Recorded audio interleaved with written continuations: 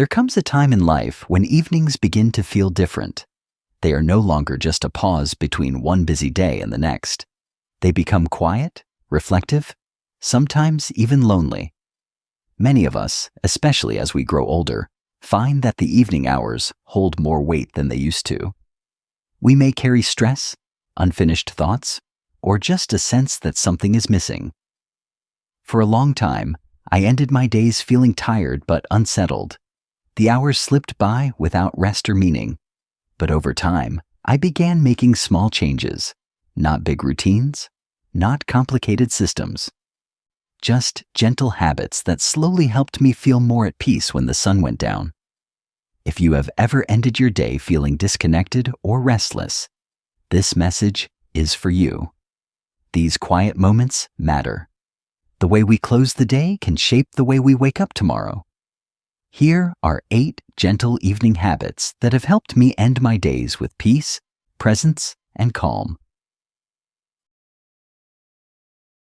Habit 1. Treat your home like a living companion. There was a time when I viewed my home as a list of chores, something to manage, something that needed to be cleaned, fixed, or dealt with. It felt like a constant task, always behind, never quite finished. But as the years passed, I began to think of my home differently, not as a checklist, but as a companion, a quiet presence that reflects my own state of mind, a space that holds my memories, my rhythms, my ordinary days. And just like any relationship, it benefits from gentle attention. Now, each evening, I try to spend just 10 minutes tending to my home with care, not rushing, not scrambling to get everything perfect, just choosing one small act of kindness. It might be wiping down the table where I ate dinner. It might be folding the blanket I used earlier. It could be straightening the shoes by the door or turning off the lights one by one. These actions do not change the world, but they change the way I feel about my space. They help me bring the day to a close in a way that feels intentional and calm. There is something beautiful about honoring your home, even in its imperfect state. You do not have to clean every room. You do not have to do everything at once. But when you choose to treat your home with quiet care, you often find that it cares for you in return. It begins to feel less like a burden and more like a sanctuary, a place that welcomes you as you are. These moments at the end of the day become like a conversation, one where you say to your space, "I see you. I appreciate you. Thank you for holding me through this day." And somehow, in doing that, you begin to feel more grounded, more at peace, more at home in your own life. This habit has taught me that it is not about being productive. It is about being present. It is not about getting ahead for tomorrow. It is about giving closure to today. That simple shift in mindset changed the way I experience my evenings. It turned something that once felt like a chore into something that now feels sacred. So if your home feels overwhelming, do not try to fix everything. Just start with one small caring act. Light a candle, clear a surface, open a window for fresh air. These are gestures of connection, not control. And little by little, they build a rhythm that brings comfort. Your home does not have to be perfect. It just needs to feel lived in with love. Habit 2. Choose nourishing over numbing. Evenings can be tricky. After a long day, the body is tired, but the mind keeps spinning. And in those quiet hours, it is easy to reach for something that helps us forget. A television show, the phone, a game, scrolling through updates we do not really care about. It is not that these things are bad. They are just easy. They require nothing of us, and in the moment, they feel comforting. But the truth is, they rarely leave us feeling better. What I have come to understand is that there is a difference between rest and escape. Escape numbs. Rest restores. Escape makes the time disappear. Rest helps us remember who we are. So instead of defaulting to the screen or the noise, I now ask myself a simple question in the evening. What would actually make me feel more alive right now? Sometimes it is something creative. Sometimes it is silence. Sometimes it is listening to music that brings back good memories. Sometimes it is doing something with my hands, folding clothes slowly, washing dishes with care, or organizing a drawer that has been bothering me. What surprised me most was how simple the nourishing things are. A warm cup of tea, a short walk outside as the sky changes color, calling someone just to say hello, reading a chapter from a book I love. These things do not require effort. They just require intention. And the return is so much greater than what I get from 20 minutes of scrolling. We live in a world that is always telling us to consume, to stay busy, to stay distracted. But you have the right to step away from all of that. You have the right to choose quiet, connection, and care, especially in the evening when the noise of the day begins to settle. So when the day ends, try choosing one small activity that fills you up instead of draining you. You do not need to overhaul your routine. You do not need to be perfect. Just try one nourishing choice tonight, and then try again tomorrow. Let your evenings become a space of comfort, not escape. You are worthy of restoration, not just distraction. Habit 3. Let your environment support your peace. For a long time, I blamed myself for feeling overwhelmed at home. I thought I was not trying hard enough. I thought I needed to be more organized, more disciplined, more motivated. But then, slowly, I began to realize my environment was part of the problem. Not because it was bad, but because it was too full. Too much to see, too much to manage, too much to think about every time I looked around. When our spaces are cluttered, our minds often follow. Every surface becomes a reminder of what is unfinished. Every pile becomes a whisper that says, "You are behind." That quiet stress builds over time, and it makes it harder to feel calm, especially in the evenings. So, I made a choice. I started small. I picked one spot, my kitchen counter, and I cleared it completely. I kept only what I needed and what brought me joy. And something shifted. For the first time in a long while, I looked at that space and felt peace. Since then, I have kept going, slowly, gently, without pressure. I have begun releasing the things that no longer serve my life. It is not about having a perfect house. It is about creating a space that feels kind, a space that does not ask too much of you, a space where you can exhale. Evenings are a time for winding down. But it is hard to rest in a space that constantly reminds you of what is unfinished. That is why creating an environment that supports your peace is not a luxury. It is a form of self-respect. A way to say, I deserve to feel safe and calm in my own home. You do not need to declutter your whole house overnight. Just begin with one drawer, one table, one shelf. Remove what feels heavy. Keep what feels light. Let your space reflect your current season of life, not the version of yourself from 10 years ago. Peace is not only found within. Sometimes it starts with what you see when you walk into a room.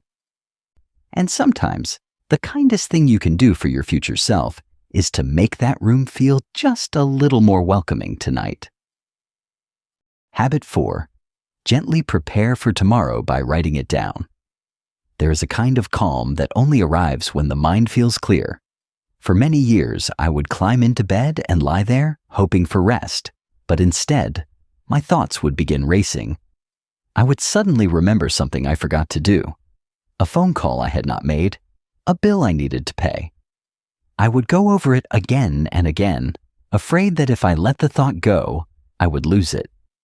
It was exhausting, and it became part of my nighttime routine without me realizing it.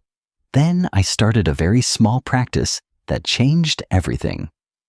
At the end of the evening, I sit with a pen and a notebook and simply ask myself, what do I need to remember for tomorrow?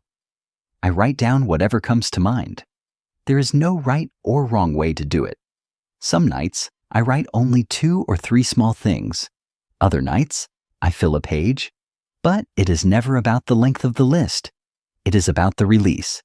Something happens when you take a thought and place it on paper. The mind lets go. The brain says, you are holding this somewhere else now. I do not need to carry it all night. That one small shift can make the difference between restless sleep and real rest, and I no longer feel the pressure to remember everything. It is all written down, waiting patiently for me in the morning. This habit has taught me to treat my future self with kindness. Instead of waking up already behind, I wake up with a soft guide waiting for me. The paper speaks gently. Here is what we thought was important last night. Let us begin here. There is no shame if I do not complete everything. There is no guilt if the list changes. But the simple act of capturing the thoughts means I am no longer trapped by them.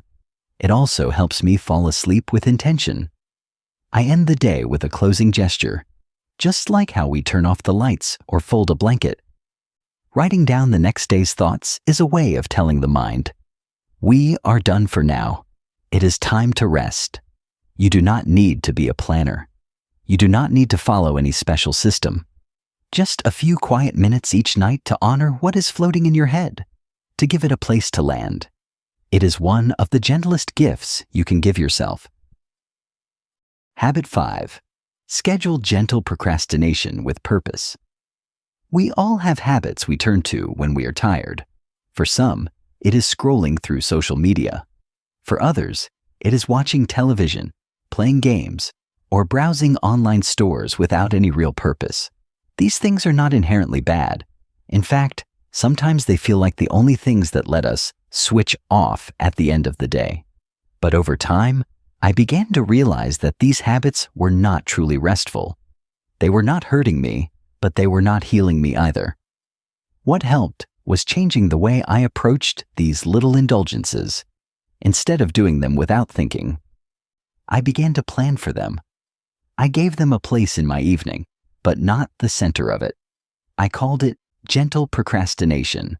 It means I can still enjoy those small comforts, but in a way that supports me, not sabotages me. Here is what that looks like now. I might say to myself, after I tidy up the kitchen, I will sit down and scroll for 15 minutes. Or, once I write my list for tomorrow, I will enjoy an episode of that show I like. It becomes a reward, not a default. It adds meaning to the activity and removes the guilt that sometimes follows it. This works surprisingly well, even when I feel unmotivated. The act of doing something intentional, like wiping down the counter or folding a towel, makes the rest time feel earned. It feels good to sit down knowing that I gave something small to my space first. It builds a rhythm of care, a feeling of balance. It also gives me a sense of control. I am no longer slipping into habits accidentally. I am choosing them, and that feels empowering. And because I place boundaries around them, just 15 or 20 minutes, I do not lose my entire evening to something that leaves me feeling numb or disconnected. The goal is not to remove comfort. It is to redefine it. Rest should leave us feeling lighter, not drained. And when we pair our screen time or entertainment with gentle acts of care, we enjoy both more deeply. So the next time you find yourself reaching for the remote or the phone, try this. Pause. Ask yourself, what small thing can I do first to ground myself? And then enjoy your rest with a full heart, not a distracted one. Habit 6. Create a gentle evening ritual to signal rest. Our bodies respond to rhythm. Just like a child calms down when they hear the same lullaby every night, we as adults still need signals that say, it is time to let go. Without realizing it, I used to move from the noise of the day straight into sleep, with no pause in between. And most nights, my mind would come with me into bed, full of thoughts, unsettled, wide awake. That is when I began to build a simple ritual. Nothing elaborate, nothing fancy, just one consistent action that tells my brain and body, the day is ending now. For me, that ritual is lighting a candle. Every night, I light the same candle at the same time. I breathe in deeply. I let the flame dance quietly in the room.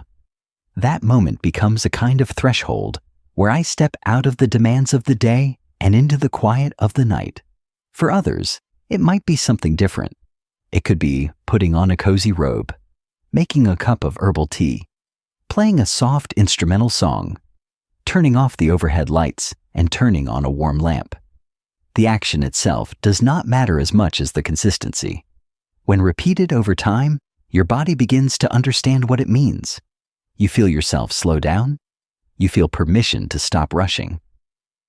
This habit is especially important if you struggle with sleep or anxiety.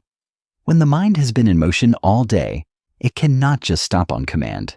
It needs a signal, a cue that says, "You're safe now. You can rest." And the beauty of a ritual is that it does not ask for words. It is something you feel, a practice that connects the outer world to the inner world. What I love about my evening ritual is that it requires nothing from me. I do not have to think. I do not have to perform. I just show up and let it happen. And night after night, it works. I feel a shift, a letting go, a quiet return to myself. So if you do not already have one, I encourage you to try.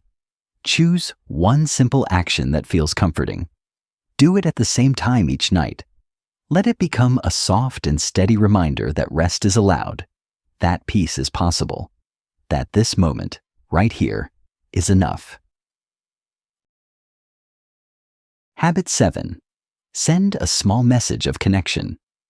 As we grow older, our lives often become quieter. The house is not as full as it used to be. The phone does not ring quite as often. Days pass by with more stillness, and while that can be peaceful, it can also feel lonely at times. Human beings are wired for connection. We do not always need long conversations or big gatherings. Sometimes, what we truly need is just one reminder that we are still part of someone's life. That is why one of the most meaningful habits I have added to my evenings is this: sending a small message to someone I care about. It does not have to be a phone call or a long letter. Sometimes it is just a short text, a few words, a simple, "I thought of you today." And what I have found is that this little act of reaching out creates warmth on both sides. The person who receives the message often responds with joy. And I too feel lifted, because connection is a two-way light. This habit began when I noticed that many of the people I loved were also entering a quieter season of life. Children had moved away. Retirement had slowed down the daily pace, and yet our hearts had not stopped needing each other. So instead of waiting for someone to call me, I began initiating small moments of connection. Sometimes I message an old friend. Sometimes I check in with a neighbor I have not seen in a while. Sometimes I just send a photo or a joke that I know will bring a smile. These moments do not take much energy, but they give something very valuable: presence. They say, "You are not forgotten. You matter to me." You might be surprised by how powerful this can be. One message, sent in kindness, can change the shape of someone's evening. And it can change yours too. Because when we offer love, we open space for love to return. Not always immediately, not always in the way we expect, but over time, that kindness comes back in gentle, steady ways. It is easy to think we have nothing important to say, but the truth is, most people do not want perfect words. They just want real ones, honest ones, a few quiet sentences that remind them they are seen, that they are held in someone's thoughts, even from afar. This habit has brought new meaning to my nights. It takes only a few minutes, but it brings me out of my own head and into someone else's heart. And in doing so, it reminds me that no matter my age, I still have something to offer. I still have the power to brighten someone's evening. I still belong. So tonight, before you go to bed, think of someone who might appreciate a small message. You do not have to say much, just something honest, something kind. You may never fully know the impact your words can have, but I believe they will land exactly where they need to. In the quiet of the evening, connection does not need to be loud. It just needs to be real. Habit 8. Reflect on one good moment from the day. One of the most comforting discoveries I have made in this stage of life is that even the most ordinary day holds something beautiful, something quiet, often small, but still meaningful. And yet, without slowing down to notice it, it is easy to miss. Our attention naturally drifts to what went wrong, what hurt, what we forgot, or what still needs doing. But what if, before we end the day, we gave ourselves permission to remember what was good? This final habit is simple, and perhaps the most important of them all. Each evening, as the night settles in, I sit quietly, just for a minute or two, and ask myself one question. What was one good moment from today? It does not have to be grand. In fact, it rarely is. It might be the way the sunlight filtered through the window during breakfast, the warmth of my dog resting beside me in the afternoon, a phone call, a laugh, a memory that surfaced when I saw an old photo, even the comfort of a quiet cup of tea. Some days feel full of such moments, other days feel heavier, but I have found that if I sit still long enough, I can always find at least one thing that made me feel grateful, peaceful, or simply alive.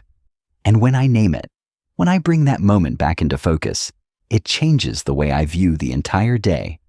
This practice helps me close the day with a sense of wholeness. It says to the heart, yes, maybe it was not perfect. Maybe you felt tired or unsure, but not everything was hard. Something was good, and that good is worth holding on to. Over time, this habit becomes more than a reflection. It becomes a gentle training of the mind. We begin to notice more goodness during the day because we know we will look for it later. We pause longer when something kind happens. We smile a little more when the sky looks lovely. We listen more closely to the voice of someone we love. This habit also gives meaning to repetition. On the outside, many days in retirement can look the same, but when we slow down and pay attention, we realize that no 2 days are ever truly alike.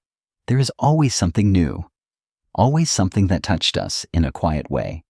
You may want to keep a small notebook by your bed and write down your moment, or you might just hold it in your heart, letting it be the last thought you carry into sleep. However you choose to practice it, what matters is not how you do it, but that you do it with sincerity. This is not about pretending every day was good. It is about honoring that even in the hardest seasons, life still offers glimpses of peace, kindness, and meaning. It is about training our eyes and hearts to notice the light, especially when things feel dim. So tonight, before the day disappears completely, ask yourself, what was one moment I would like to carry with me? Let that be the memory that lingers as you drift off to sleep. Let it remind you that your life, just as it is, holds beauty, and that even the smallest moment, when remembered, can become something sacred. Thank you for sharing this time with me.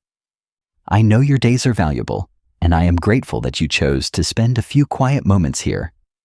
If one of these evening habits spoke to you, I hope you will try it, not all at once, not as a rule, but as a gentle invitation, a soft reminder that peace is not something we have to earn.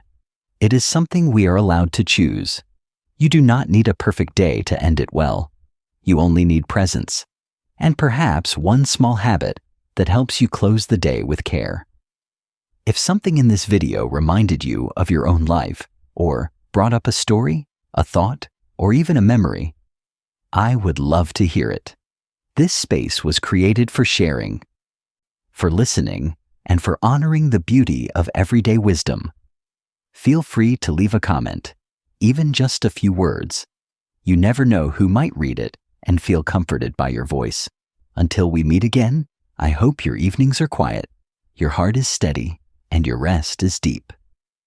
Good night, and thank you again.